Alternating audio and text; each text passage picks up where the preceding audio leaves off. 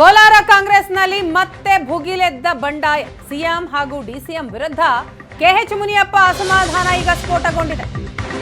ಕೋಲಾರ ಪ್ರಚಾರಕ್ಕೆ ನನ್ನನ್ನ ಯಾರು ಕರೆದಿಲ್ಲ ಅಂತ ಆಕ್ರೋಶವನ್ನ ವ್ಯಕ್ತಪಡಿಸಿದ್ದಾರೆ ಮುನಿಯಪ್ಪ. ಕೋಲಾರ ಕಾಂಗ್ರೆಸ್ನಲ್ಲಿ ಈಗ ಬಂಡಾಯ ಮತ್ತೆ ಭುಗಿಲೇಳ್ತಾ ಇದೆ. ಸಿಎಂ ಡಿಸಿಎಂ ವಿರುದ್ಧವೇ ಸಚಿವ ಕೆಎಚ್ ಮುನಿಯಪ್ಪ ಅಸಮಾಧಾನವನ್ನ ಹೊರಹಾಕಿದ್ದಾರೆ. ಬಿಜೆಪಿ ಗೆಲ್ಲಿಸಿದವರ ಜೊತೆ ಸೇರ್ಕೊಂಡು ಕಾಂಗ್ರೆಸ್ ಗೆಲ್ಲಿಸಲು ಹೊರಟಿದ್ದಾರೆ. ಗೌತಮ್ ಪರ ಪ್ರಚಾರಕ್ಕೆ ನನಗೆ ಆಹ್ವಾನವನ್ನೇ ಕೊಟ್ಟಿಲ್ಲ. ಅವರೇ ಕೋಲಾರದಲ್ಲಿ ಕಾಂಗ್ರೆಸ್ ಗೆಲ್ಲಿಸಿಕೊಂಡು ಬರಲಿ. ಚಿಕ್ಕಬಳ್ಳಾಪುರ ಜವಾಬ್ದಾರಿ ವಹಿಸಿದ್ದಾರೆ. ನನ್ನ ಕೆಲಸ ಮಾಡ್ತಾ ಇದ್ದೇನೆ. ಚಿಕ್ಕಬಳ್ಳಾಪುರ ಅಭ್ಯರ್ಥಿ ಗೆಲ್ಲಿಸಲು ನಾನು ಕೆಲಸ ಮಾಡುತ್ತೇನೆ. ಕೋಲಾರದಲ್ಲಿ ಅವರು ಏನಾದರೂ ಮಾಡ್ಕೊಳ್ಳಿ ಅಂತ ಹೇಳ್ತಾರೆ ಮುನಿಯಪ್ಪ.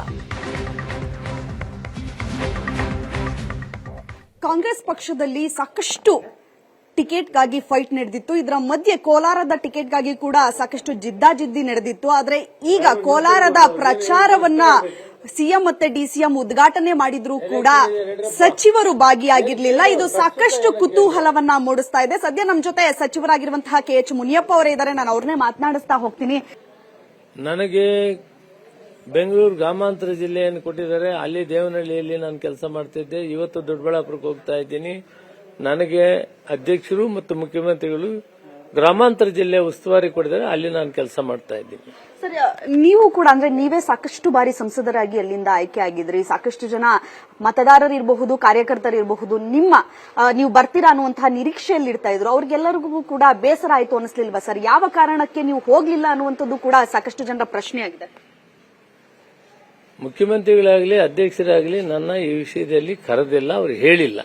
ನನಗೆ ಅವ್ರು ಹೇಳಿರೋ ಕೆಲಸ, ಅವ್ರಿಗೆ ಜವಾಬ್ದಾರಿ ಇದೆ. ಅವ್ರು ಹೇಳಿದರೆ ಆ ಕೆಲಸ ನಾನು ಮಾಡ್ತಾ ಇದ್ದೀನಿ. ಯಾಕೆ ಕರೀಲಿಲ್ಲ ಏನು ಅಂತ ನೀವು ಅವ್ರನ್ನೇ ಕೇಳಬೇಕು. ನೋವಿದೆ. ನನಗೂ 30 ವರ್ಷ ಅಲ್ಲಿ ಪಾರ್ಟಿ ಕಟ್ಟಿದೆ. ಬಿಜೆಪಿಯನ್ನ ಗೆಲ್ಲಿಸಿದಂತ ರಾರಾಜಿದಂತವ್ರನ್ನ ಕಟ್ಕೊಂಡು ನಾವು ಪಾರ್ಟಿ ಕಟ್ತೀವಿ ಅಂತ ಹೋಗಿದ್ದಾರೆ. ಸಂತೋಷ, ಕಟ್ಲಿ. ನನಗೆ ಕೊಟ್ಟಿರೋ ಕಡೆ ನಾನು ಗೆಲ್ಸೋದಕ್ಕೆ ಪ್ರಾಮಾಣಿಕ ಪ್ರಯತ್ನ ಮಾಡ್ತೀನಿ. 30 ವರ್ಷ ಪಾರ್ಟಿ ಕಟ್ಟಿದೆ.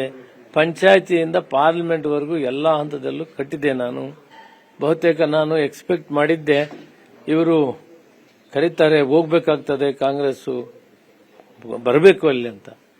ನನಗೆ ಹೈಕಮಾಂಡ್ನವರು ಸುರ್ಜೇವಾಲಾ ಮತ್ತು ಅಭಿಷೇಕ್ ದತ್ ಅವರು ನೀವು ಹೋಗಿ ನಾಮಿನೇಷನ್ಗೆ ಹೋಗ್ಬೇಕಂದ್ರು. ಅಭಿಷೇಕ್ ದತ್ ಅವರ ಜೊತೆಯಲ್ಲಿ ನಾನು, ನಮ್ಮ ಮಗಳು ರೂಪಾ ಹೆಜ್ದರು, ಜಿಲ್ಲಾ ಕಾಂಗ್ರೆಸ್ ಅಧ್ಯಕ್ಷರು ರಾಜೀವ್ ಗೌಡ್ರು ಎಲ್ಲ ಒಟ್ಟಿಗೆ ಹೋಗಿ ನಾಮಿನೇಷನ್ ಫೈಲ್ ಮಾಡಿ ಇದೇ ಸುರೇಶ್ ಅವರ ಜೊತೆಯಲ್ಲಿ ಮಾತಾಡಿ ನಾವೆಲ್ಲ ಒಟ್ಟಿಗೆ ಕೆಲಸ ಮಾಡೋಣ. ನಾನು ಕಾಂಗ್ರೆಸ್ ಪಕ್ಷ ಶಿಸ್ತಿನ ಸಿಪಾಯಿ. 30 ವರ್ಷ ನನ್ನ ಈ ಕೋಲಾರ ಕ್ಷೇತ್ರ ಬೆಳೆಸಿದೆ. 7 ಸಾರಿ ಗೆದ್ದಿದ್ದೀನಿ. 10 ವರ್ಷ ಮಂತ್ರಿಯಾಗಿದ್ದೀನಿ. ಇದಕ್ಕಿಂತ ಆಗಬೇಕಾಗಿದ್ದಿಲ್ಲ. ಆದರೆ ನಡ್ಕೊಳ್ಳೋ ರೀತಿ ನೋವಾಗಿದೆ. ನಮಗೆ ಸಾಕಷ್ಟು ಕಾಂಗ್ರೆಸ್ ಪಕ್ಷದಿಂದ ಅನುಕೂಲ ಆಗಿ ಕೇವಲ ಒಂದು ಸೀಟ್ ಸಿಕ್ಕಲಿಲ್ಲ ಅಂತ ಹೇಳ್ಬಿಟ್ಟು ಬೇಸರ ಇಲ್ಲ. ಸೀಟ್ ತಪ್ಪೋಗೋದಕ್ಕೇನು ಕಾರಣ? ಎಲ್ರಿಗೂ ಸೀಟ್ ಕೊಟ್ಟು ನಮ್ಗೆ ಯಾಕೆ ಕೊಡಲಿಲ್ಲ?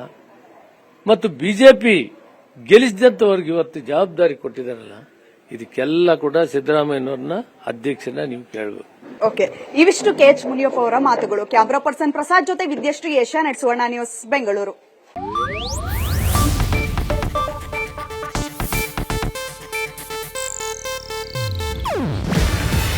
ಇದು ಏಷ್ಯಾನೆಟ್ ನ್ಯೂಸ್ ನೆಟ್ವರ್ಕ್ ಪ್ರಸ್ತುತಿ.